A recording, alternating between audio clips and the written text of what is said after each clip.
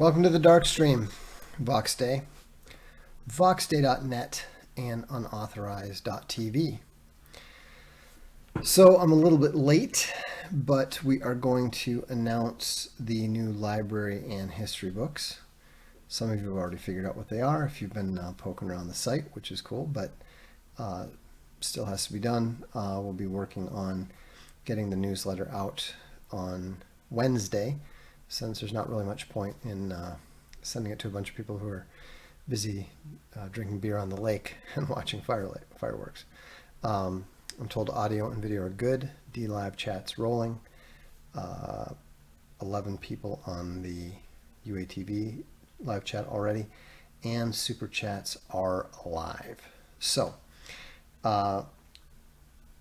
without further ado, let me announce the two new books. I mentioned this on the previous stream, but it's official that the second book in the Castalia History series is the shorter Cambridge Medieval History Volume 1.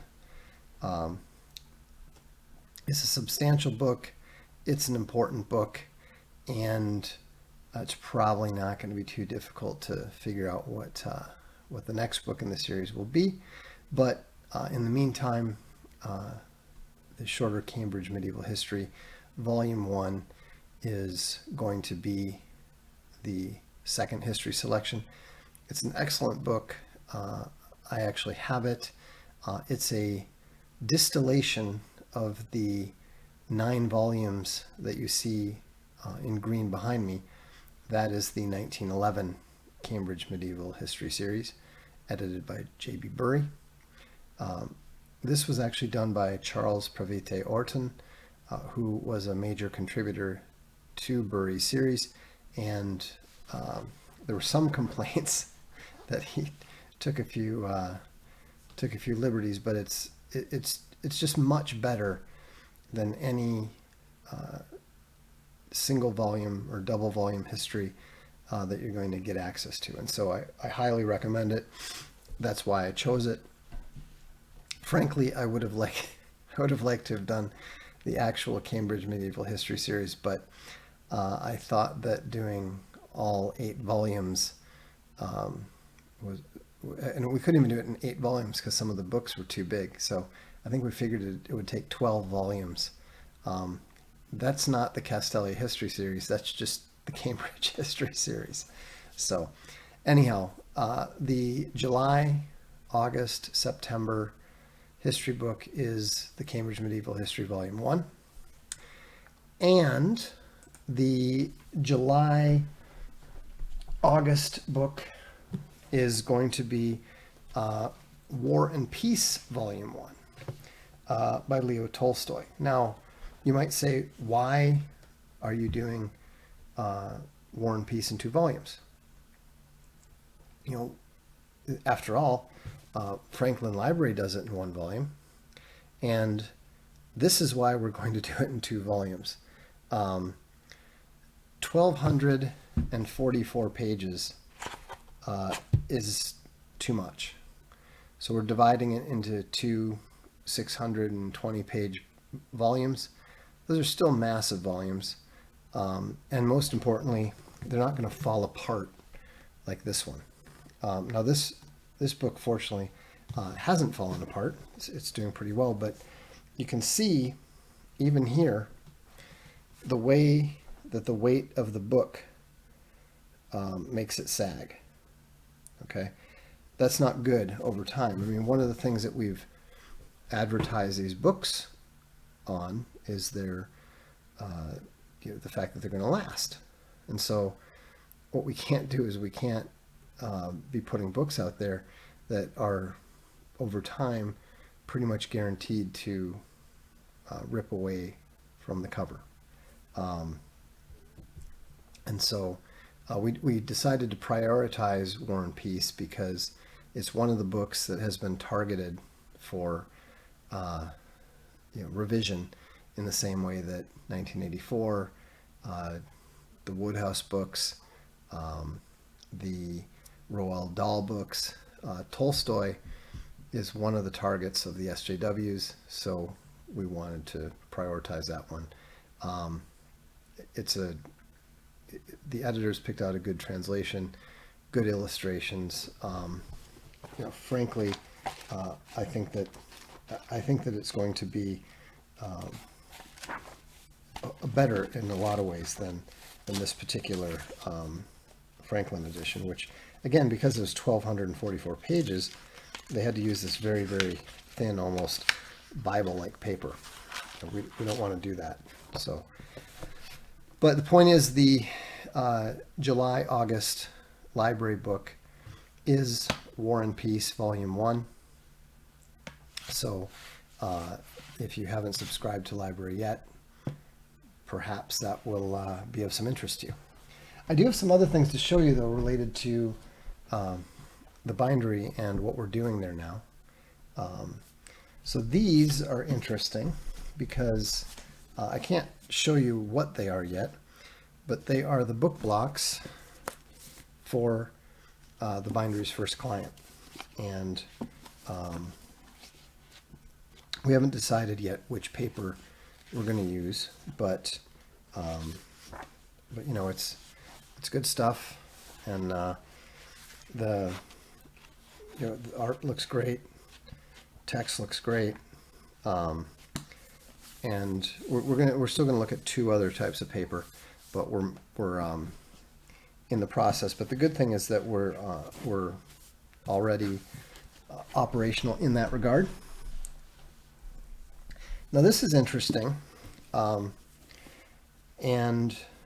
the reason that this is interesting, despite the marks and the weird, the bad stamping and everything, the reason that this didn't stamp properly is because this is a new leather. We didn't know much about it. It turns out that our goatskin supplier can also supply us with some other leathers, including ostrich, calfskin, and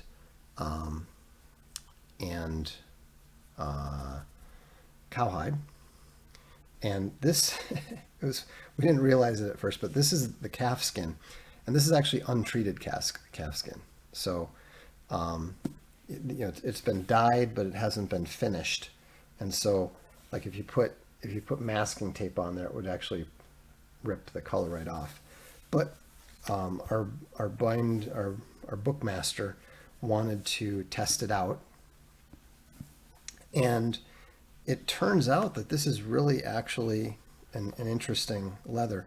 It looks great. It looks and feels kind of halfway between the cowhide that we've been using and the goatskin. So it's a nice surface. I don't know if you can see the grain or not, but it doesn't have that, like, sort of, it's got a bit more of a natural type finish.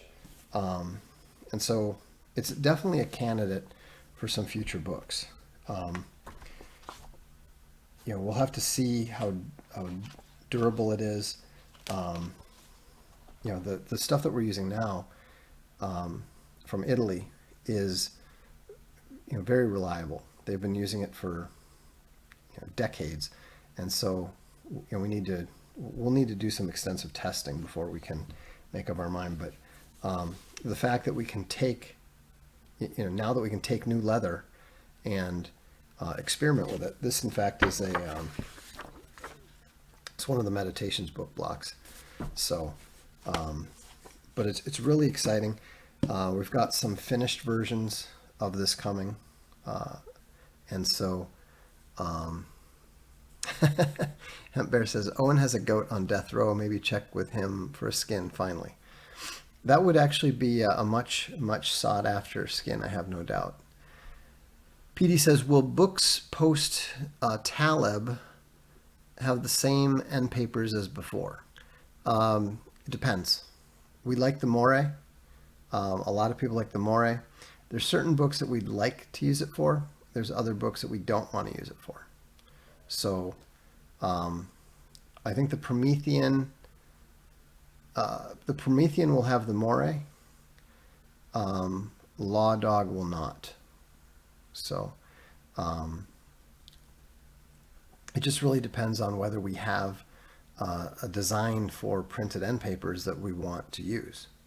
If we feel that printed end papers can add to it, then we want to go that route. If we don't have anything, like with the Promethean, we tried a number of different things.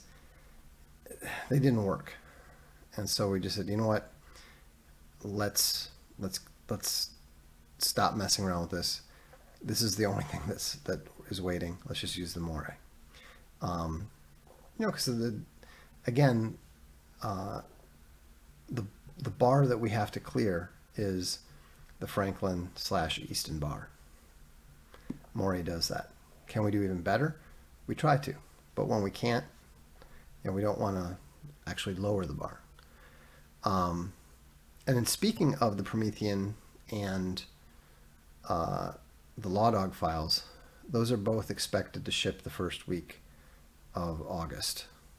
So they'll ship to our shipping center the first week of August, which means they'll probably start going out to everybody the second week of August. So we're continuing to make progress there. Now here's where, this is one advantage of having our own bindery. This book was literally bound today. The leather came in this morning, and we've got a sample book already. So I showed you the other night what we've been doing with the comics. This is the regular cowhide that we've been using, and this is, I believe, this is Flying Sparks, volumes 1 and 2. And so, this is pretty normal, standard, no stamping it or anything. This is a fake leather. They brought a bunch of it over as a test. And any updates on the Missionaries trial run sales? I don't know what that means, I'm afraid. What do you mean by trial run? Like the second edition? Anyhow, this is the sewn Alt Hero. And this is this was our test to prove that it could be sewn and bound. Now here's where it gets interesting. These were actually produced with the full finishing. So this is a I might have confused it with Meditations. Oh, no, that's Meditations. Just, I think 40 people have said that they want, 40 to 45 people have reserved a spot. We should have, we should have enough of them. We will have plenty of them. It's just a question of what they are. And what we'll probably do is we'll probably make a big list, have a text file that everybody who's interested can take a look at, and we'll tell everybody what the issues are. Like, oh, this one's really good. Oh, the spine is off on this one. This is a Missionaries test run. There's a lot of issues with it. The stamping didn't work. The leather is not finished.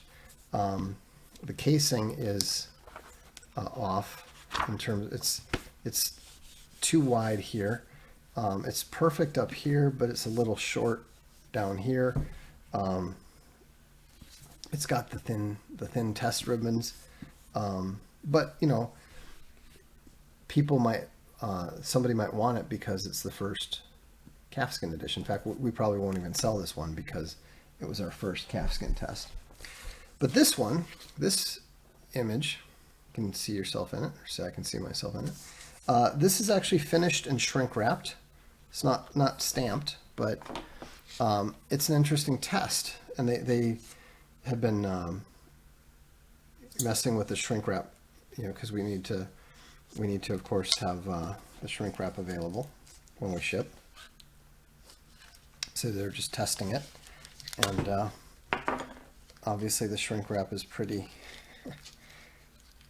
well on there, nice and tight, with the seam in the right place and everything. So guess what this particular cover is, and guess what's inside it.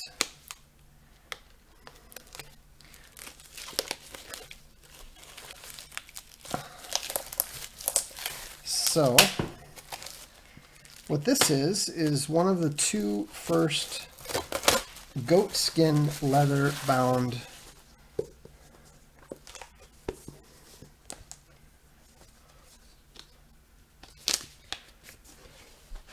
alt heroes.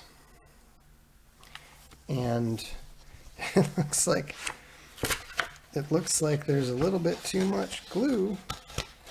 Oh, there we go. Okay. So this is a test, and I think we can say with some certainty that this is a failed test.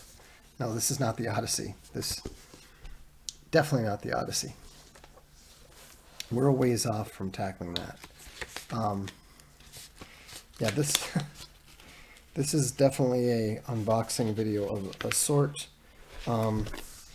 but this is what we call being on the literal cutting edge, and you definitely have some issues because there's glue. For example, you can see the glue getting caught on the edges, and so this is kind of funny. The end paper is firmly glued to the first page. However, on the back, you can see that the end paper is not attached at all. So I think we have to look at this as an attractive but ultimately failed test. But there's a reason why we took, when we experiment, we take multiple approaches. So this is a different approach. I wanted to try that. We knew that that might not work. I wanted to try it because it involved fewer steps. The problem is that using the regular paper as the end paper was always questionable. And so that's why we have this approach.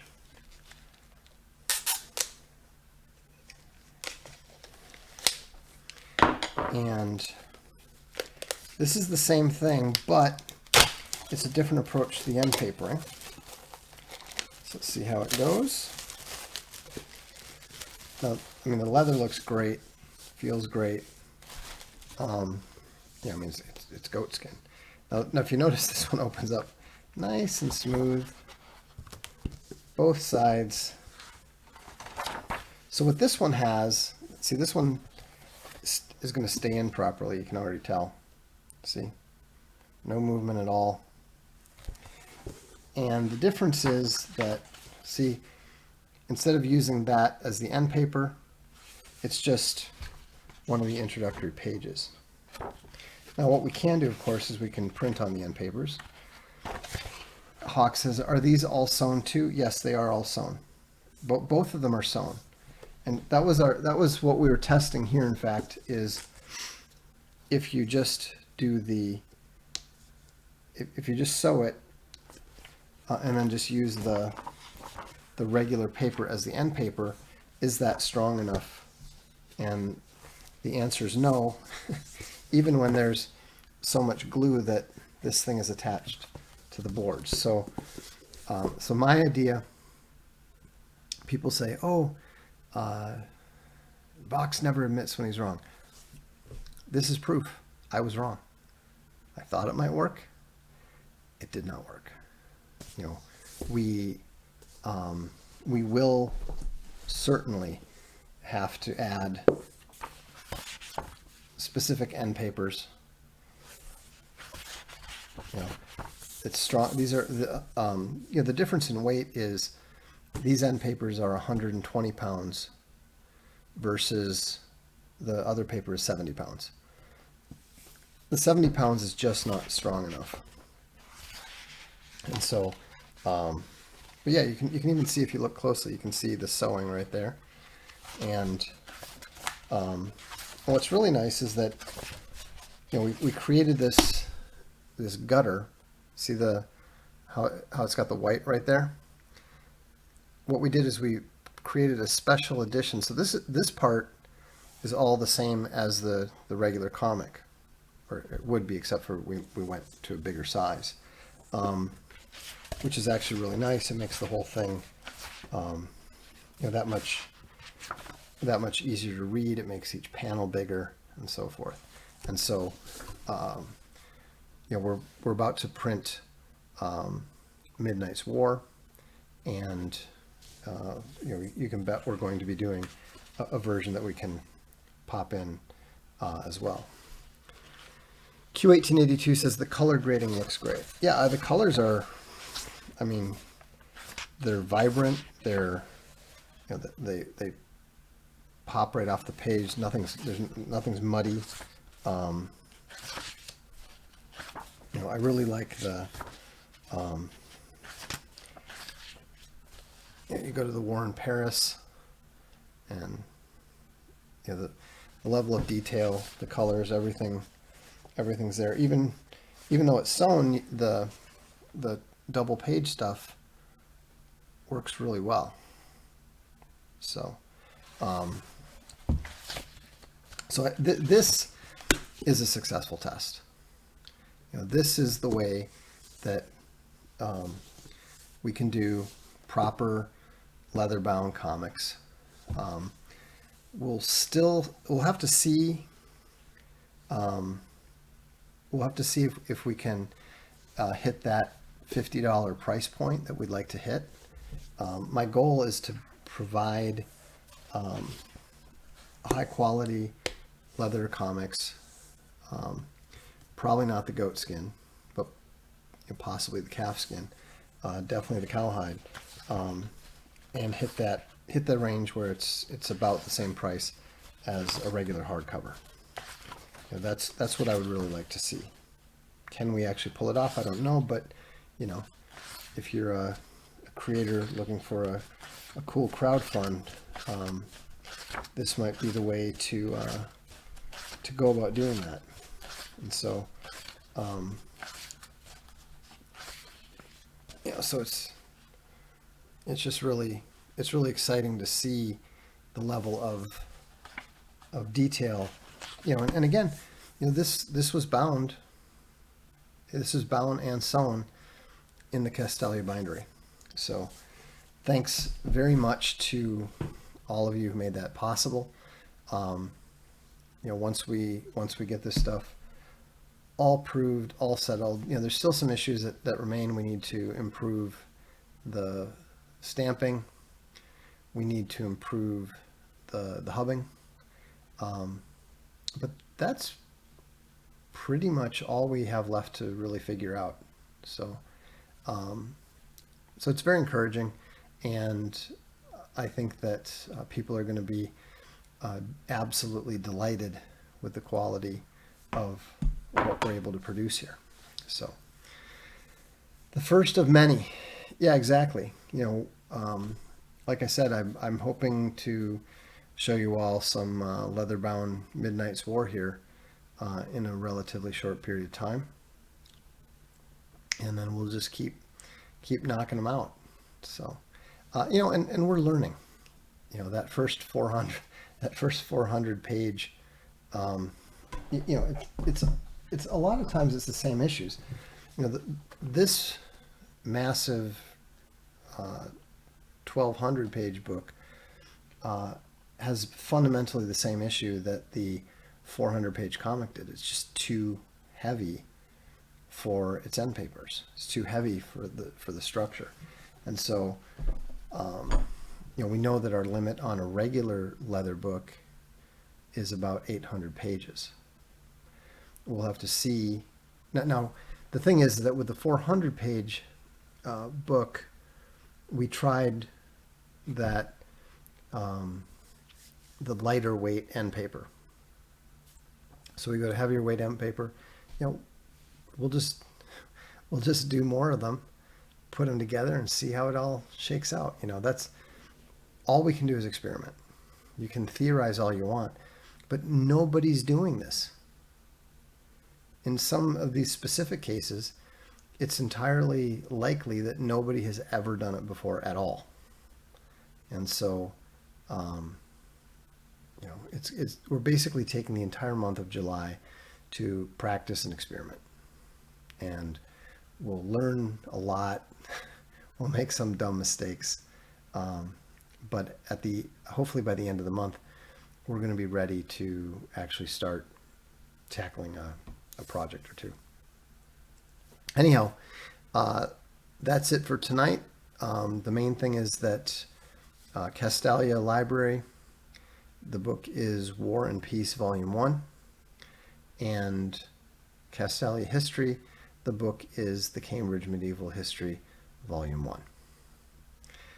Thanks for tuning in. I'm Vox Day, and this is the Darkstream.